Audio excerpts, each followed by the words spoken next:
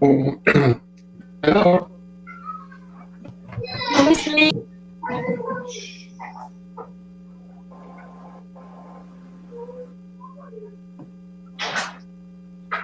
Okay.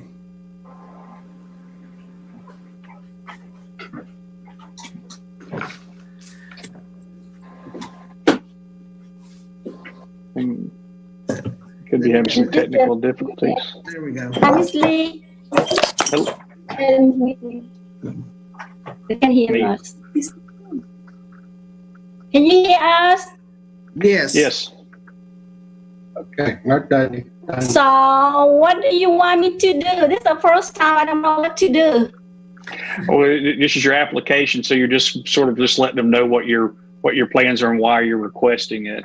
And they may have questions of you later on during the hearing here. Oh, yeah, because my house so big for a single family.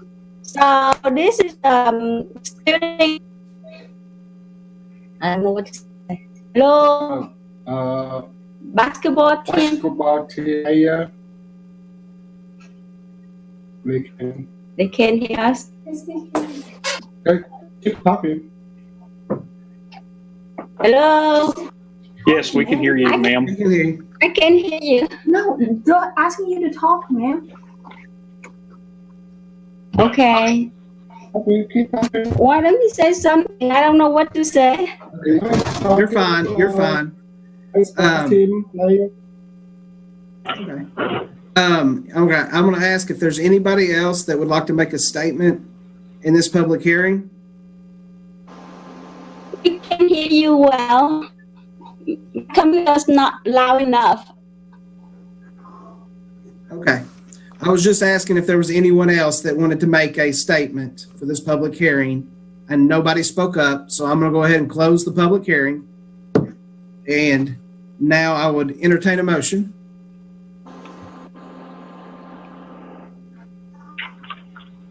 I'll motion to approve. Okay. Paul Schweber made a motion. Ray Norris, I'll second the motion. Thank you, Mr. Noes. All right, we have a motion on the floor for approval of changing from Zone 2 to Zone 3. Now we are open for discussion. Can I ask a question? Yes, ma'am, we're ready. I don't know if I should direct it to Lee or to Ms. Gwynn, but my question is whether or not, so in the application, it said that it's not in a floodplain, but when I've talked to people, because I've gotten a lot of questions about that area regarding water issues, and that it's flooding, will the parking lot that they're proposing to or needing to add in, will that cause any water issues more than what we are already seeing over there? They're going to have to apply for a land disturbance permit with Public Works before they put it in. So any drainage caused by that parking area would have to be addressed in their erosion control plan. And as far as retaining water from this caused from that on their side. And then I have another follow-up question on that is with the parking and us going to a R3 essentially, right? How many parking spots, I can't remember off the top of my head, and I'm hoping you can, per unit is there? Because I'm assuming that it's a basketball team. They're going to have lots of friends that are going to want to come and visit. So I'm wondering if there's going to be enough parking to make sure that that doesn't get on our streets. I'm going to check the minimum parking for this right now. Spaces. Boarding house. It's one space per bedroom. Is the calculations in the zoning ordinance? They're just going to have to accommodate it. Parking on the street's not permissible, I don't believe, on that street or that section of the street, and any parking on the grass, as far as a temporary, like they have a sort of a get together or whatever, but they can't continuously park on the grass. That's against the regulations as well too. The grass is going to have to stay sowed, so there's no potholes or erosion or anything that's coming from the yard out onto the street or anybody else's property. So there'll be requirements that are going to have to be met when if they do have any type of get-togethers where they have more than the normal people that are living in the facility. Because there's a lot of family homes in that area, and I could see them. I want to make sure that.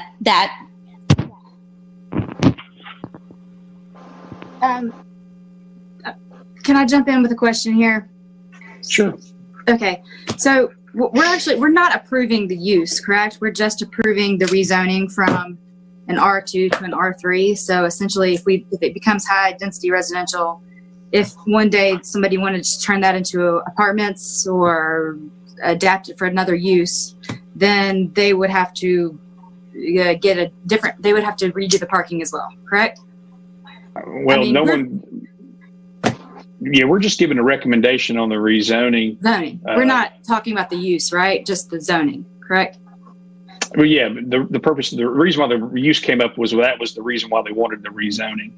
Right. Okay. So, but later, if somebody wanted to adapt that property for a different use, then it would come before this board or this commission to talk about the parking requirements and the stormwater runoff from, as they relate to the parking situation. That would come in front of you guys. That would come in front of the development committee. Okay. We would meet and discuss the regulations for as far as parking and drainage. Right. So that's kind of my point, is that we're deciding about rezoning it, and so we need to make a decision about whether we're going to go from medium density residential to high density residential, and I don't think we should get too hung up on the use, if that makes sense. We just need to decide whether high density residential is appropriate for that area. Right? All right. I do have one question. We're talking about 6 locations. Do they currently own all the locations? Are they planning on purchasing the locations, or are we trying to rezone for locations that other people own right now? We've had that happen in the past. Yeah, those one lot belongs to them. The other 5 belong to other individuals. The only way that they was going to get it rezoned legally would be to have all those rezoned to R3, or it would have been spot zoning, trying to rezone their lot by itself. And so that was what connected it to an existing R3 zoning district. So in essence, all 6 of these would be rezoned, but they are only wanting to put the boarding house on their property? Yes. Lee, if the owners of those other 5 been notified of this rezoning request? Yeah, we sent a certified letter to each of the owners. And none have responded or are here today? None of them are here today. We had one that walked in. I had a discussion with them.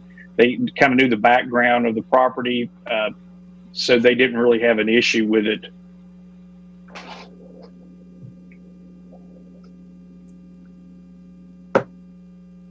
For those properties, they will still be in compliance, those other 5, if we rezone it to R3? Yes.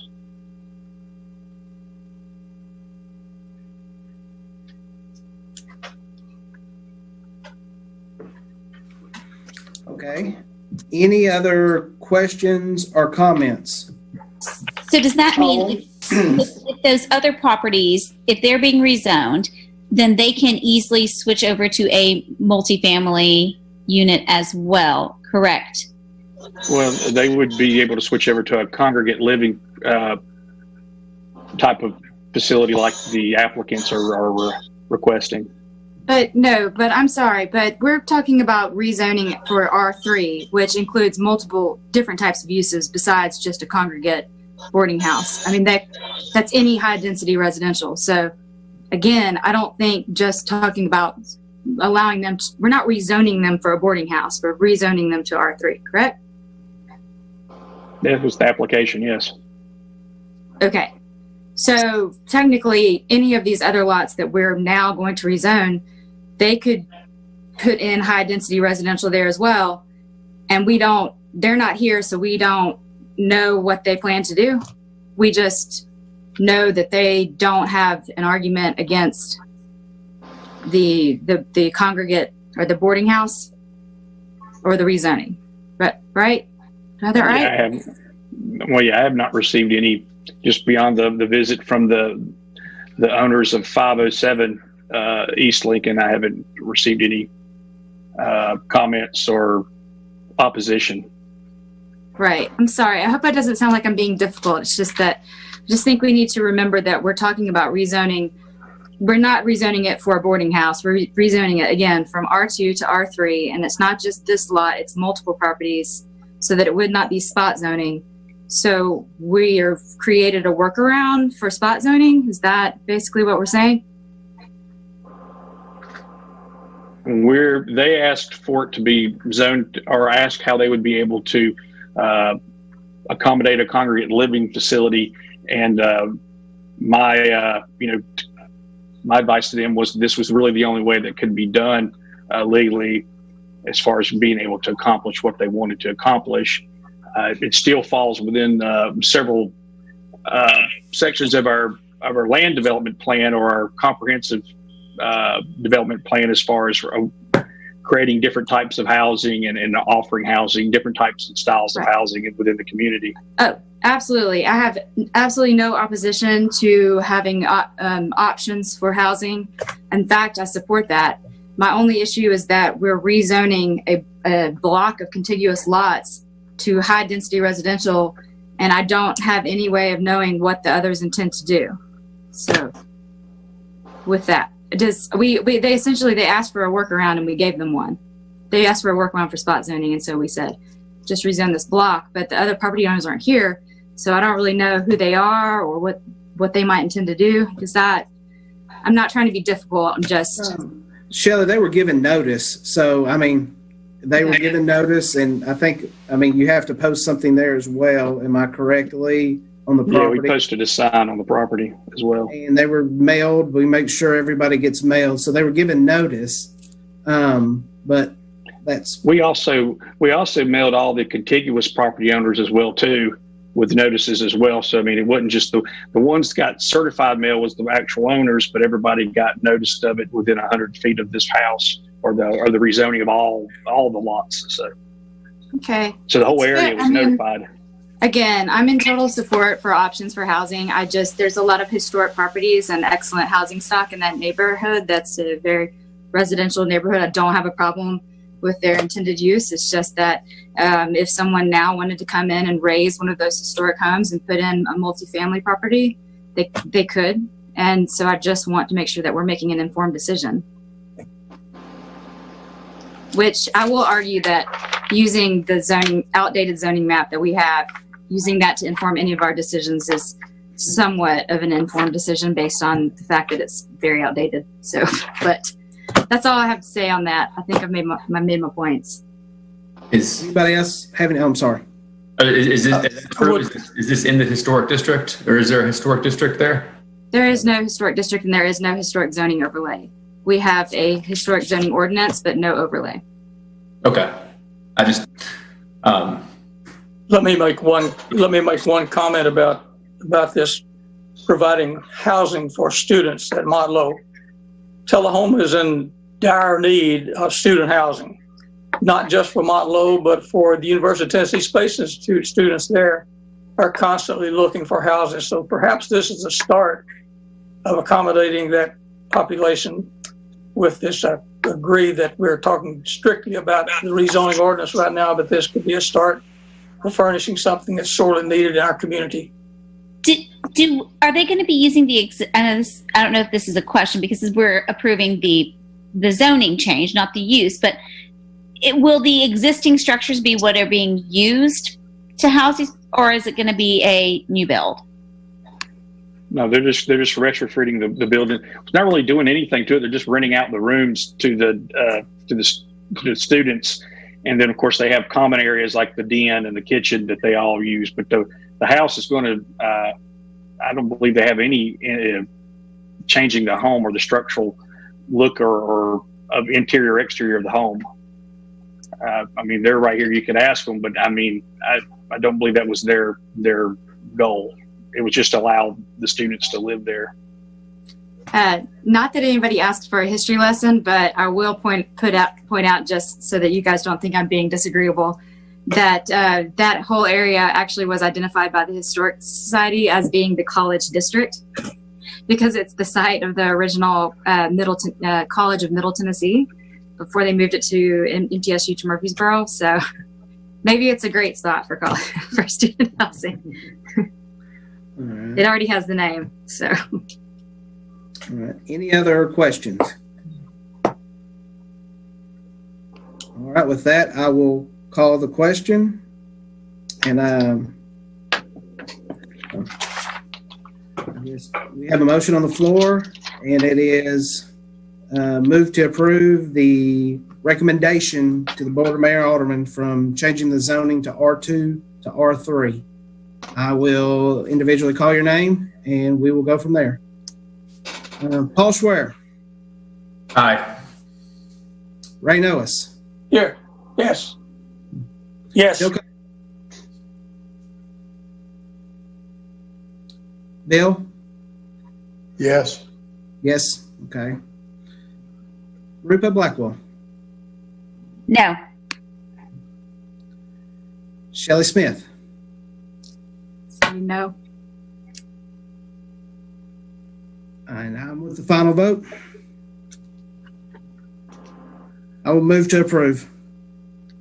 Motion passes 4-2.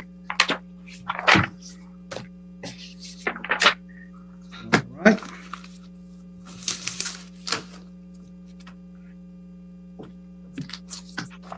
Next on the agenda is property located at 520 East Moore Street. The applicant is Mr. Joe Denby. I see we have Andy here as well.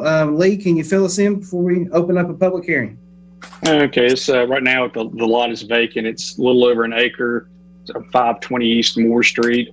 Applicants want to rezone it to accommodate apartments. Staff gave a favorable recommendation. The land use plan calls for it to be R3 or for high density residential, and you got existing multifamily next to it already. So anyway, that's in my report. All right. With that, I will open this one up for a public hearing. Once again, you state your name, your address, and you have 2 minutes. Anybody would like to speak on this?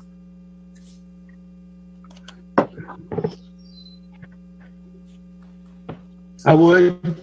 Okay, Andy. I was asked to represent this for Joe Denby. We did the survey on the property. We've got it. Hopefully, Kenny Sadler will be doing the site plan for it. What Joe is wanting to do is something similar to this, which is something that I helped Greg Curl do in Shelbyville. And what it is just a block of multi-family units. Very nice looking, perfect for college students or UTSI students. All right. I'm not sure how to show better than that. Not a problem. All right. Anybody else would like to speak for the public hearing? With that, I'll close the public hearing and I will entertain a motion so we can start discussion. Move to approve. Ray Noes, second. That was Ms. Blackwell that moved to approve. All right. Open for discussion. Do we have any questions for Mr. Bess? Anything? Same water question that I had before. I see a lot of flooding in those areas back there a lot, and I hear from a lot of people around them. I'm just wondering if there are any controls you guys are thinking in place to mitigate that. Are you asking me or the applicant? I'm asking the applicant. Yes, the law, the rules for the city will require a full detention basin that will improve whatever drainage issues there may be there. the way we've already done a full topographic survey on it. I know that it drains back to the back and that there's plenty of fall for the water to exit the property. Of course, the detention basin will kind of choke some of that down. So the neighbors should see an improvement on their drainage once this is done. Good. Thank you. Thank you, Andy. Any other questions, comments? Is I this just want to the add exact? that, Go I ahead. just want to add real fast that when they do get their plans together, this will come back to you guys for approval of the site plan. Okay. Mr. Worsham, do you want to add something? I see your pencil up. You're on mute, Steve. Mute. No. Okay, I didn't know if that was you asking for a question. I'm sorry. Oh, no. I'd let you know that if I were. Thank you. No, But, I have a question. Didn't Mr. Denby have a similar development that came before this commission recently? Was that in the same area? What proximity was that to this one? that was down West Lincoln, going towards Lynchburg. It would be past Cedar Lane, heading south. So not in the same area. Okay. Not in the same area.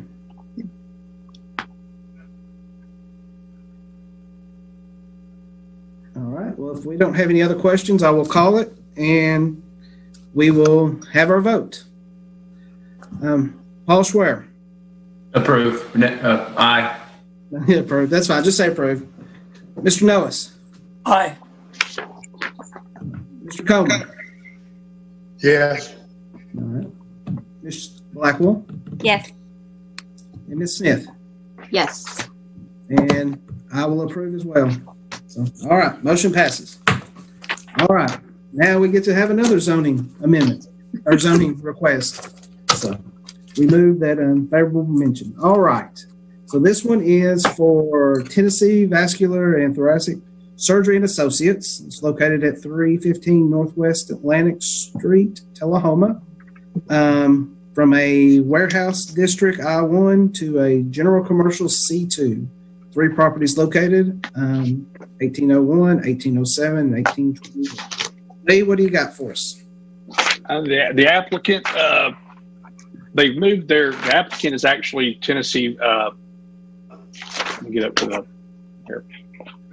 Tennessee Vascular and Thoracic Surgical Associates. What they've done is they've moved their offices from their original office, which was 1801 North Washington, down onto Northwest Atlantic Street, which used to be a call center. It's the split level one behind the what is that? The bank there, Bank USA or something like that. USA Bank. Okay. Yeah, that's where they've moved to. They were getting a zoning letter. I told them that being that it was zoned I-1, that they had 6 months from when they moved out to put another office in, or an office wouldn't be used by right because it was zoned industrial. So they decided they would rezone it, but couldn't rezone just their property, so had to rezone 3 of them to avoid the spot zoning issue. The other 2 lots are already being used as medical offices or as offices as well. So they were notified by certified mail, just like the previous case with the owners that were not a party to the application. The land use plan does call for it to be commercial in that district, and staff gave it a favorable recommendation. All right. I will open this to a public hearing. Is there anyone that would like to make a comment? Once again, state your name and your address, and you have 2 minutes. Anybody here want to do that? Yes, my name is Carol Kirksey. I am the business manager for Tennessee Vascular. We were located at one time at 1801 North Washington Street, and we had our building reappraised not too long ago, and it was determined by the appraiser Mr. Joe Smith that it was zoned as an I-1, which is warehouse. We've always been a medical office since that building was built. So I just was going on the advice of Mr. Smith to have it rezoned commercial. Okay. All right. Is there anyone else that'd like to speak in the public hearing? If not, I will close it. And I will entertain a motion to begin discussion. Move to approve. Move to approve. Second. Mr. Noes and Ms. Blackwell was the second. As we open this up, and being on the commission for a while, I think this is going back to where there was a overlay change in this area. We had to rezone several residential properties that was also I-1 from this. They actually butt up to this. Am I correct, Lee? Yeah, they're across North Washington Court. Yes. So I think this is just fixing something that happened in the past. That's just my opinion. Any other questions? Can I ask a question about that, Lee? So I feel we've done, so I've been on here, almost a year, and I feel like no, more than that. I feel like we've done this a couple times in this area. Is there a way to go back through it and try to correct or look at what happened in, I think it was 2007, you said, and come back at it with a different and change that overlay, or is that not feasible? Yes, we need an updated zoning map and land use plan. Absolutely. Well, we can do that. It wouldn't be feasible for staff to be able to do it with along with the daily duties that we already have. We don't have the staff to do it in house. There would have to be something that would be done. It would have to be approved through the budget by the Board of Mayor and Aldermen to budget that money and to allow us to go out and get a consultant to be able to work on that to create a new land use plan and in turn create a new zoning ordinance and zoning map. Yes, but I would just like to say that the one that we're currently using was created by two people who were on staff and have absolutely zero experience or education in planning. I mean, they basically just colored the corridors red. So yeah, they did that during the housing bubble when there wasn't any work to be done. So they were trying to fill in, I assume, trying to do something that they were not qualified to do, but nevertheless, they were in a different circumstance as far as the economy was going at the time when they did it. Well, if there's any aldermen listening, I think that we should make it a priority to update our land use plan. But can I ask a question, Lee? How expensive is that? How expensive? I know I'm probably asking you questions that you were not expecting right now, but I just was wondering, what a feasibility is for that, and just wondering. Well, we tried to get this done a couple years back. We had a firm that gave us a quote of $138,000 to do the city, do the whole development plan over. Couldn't get that money together to be able to do it, but that was theirs, and that was like a couple of years ago. So I mean, in all, the price that's usually about the going rate is going to be over $100,000. It could be higher depending on if there's any special studies that we want done with it, like a housing study, or them to do a really thorough outreach as far as trying to get people to come in and them be down here and engage the community. So it ain't cheap. Not. No, ma'am. I'll confirm that. The other option would be that you came up with a more general approach, identified that, and then you could break it down and do small area plans, and then use those to inform the larger picture. That sometimes during the last recession, people used that approach. Other communities, but this probably they probably are asking that we just make a ruling on this. Yes. This rezoning that we have before us right now. So, do we have any other questions according to the zoning out there? Yeah. If that's the we will call the question and I will ask everybody. Paul Schwer? Move to approve. Or aye. Mr. Noes? I'm just Mr. Comer? Yes. Ms. Blackwell? Yes. Ms. Smith? Aye, yes. I as well. So we will send a favorable, what's the word I'm looking for? I lost it. Recommendation. Had to look at it. To the Board of Mayor and Alderman for this change. All right. The last thing we have is a text amendment. Is that I guess it has a public hearing with it as well as no. Yes, it does. It does have, zoning text amendment. This has a public hearing as well. This is zoning text amendment 223, micro breweries, distilleries, and wineries. Lee, would you like to speak to that?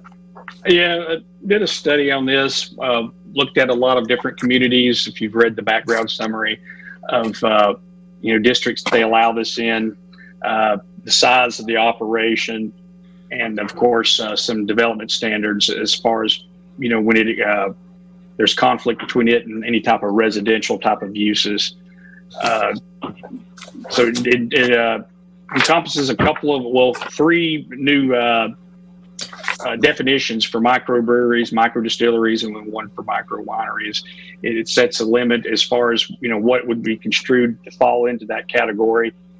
Anything more than what's suggested in the text would be considered to be more of an industrial use production, and so that would be allowed in the I-1 or I-2 districts.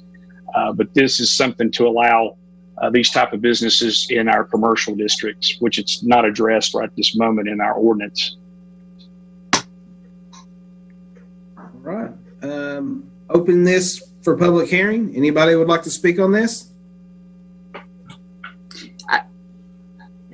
I can say that my husband has worked on many projects like this in other communities, and this type of microbrewery, microdistilleries, micro wineries, they all fit in well even in residential areas, and they're not, I see absolutely zero problem with including them in a commercial district. Okay. All right. What is Old Shed currently zoned? Zone C2. Do we need to make a motion before we have a discussion? Yeah, well, I need to close the public hearing. Let's close the public hearing, and then I'll entertain a motion. Move to approve. That was Ms. Blackwell. Paul seconded.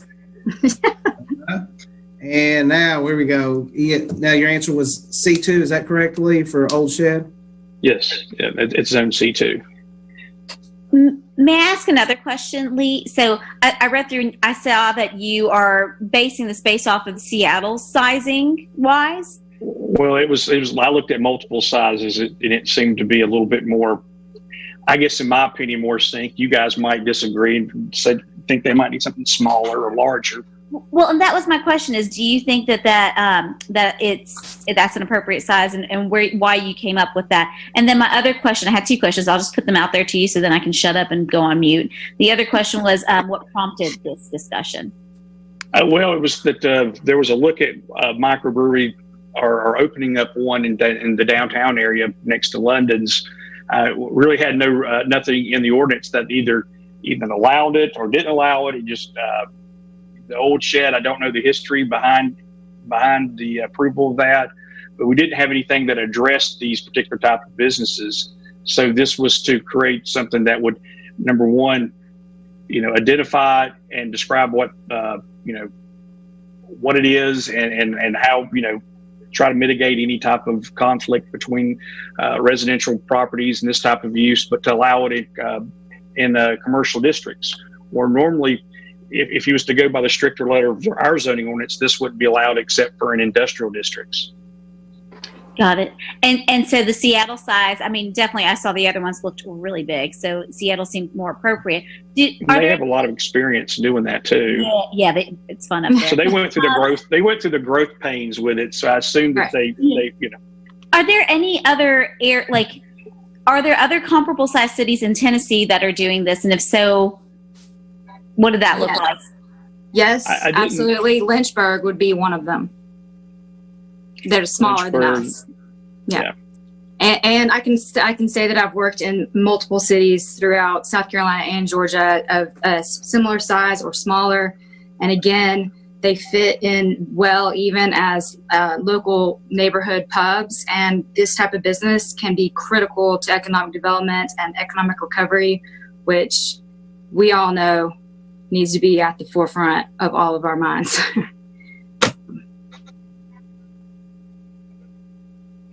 That's all I had. Thank you. Any other questions or discussions?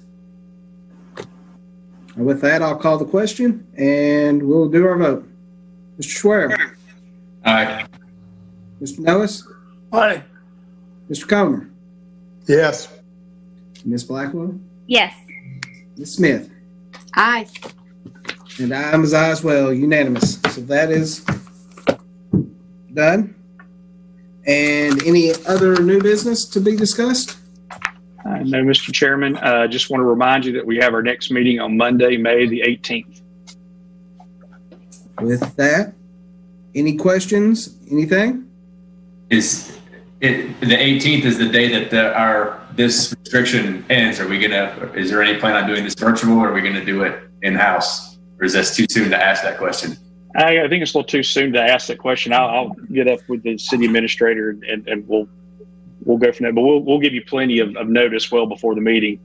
But Paul, if we did it in person, you wouldn't get to hang out at the Blue Star Memorial. So, I mean. It's true. All right. With that, we adjourn. I don't have to make a motion on that, I do believe. So we can adjourn. Thank you all for doing this, and this has been fun. Thanks, Jeff. y'all.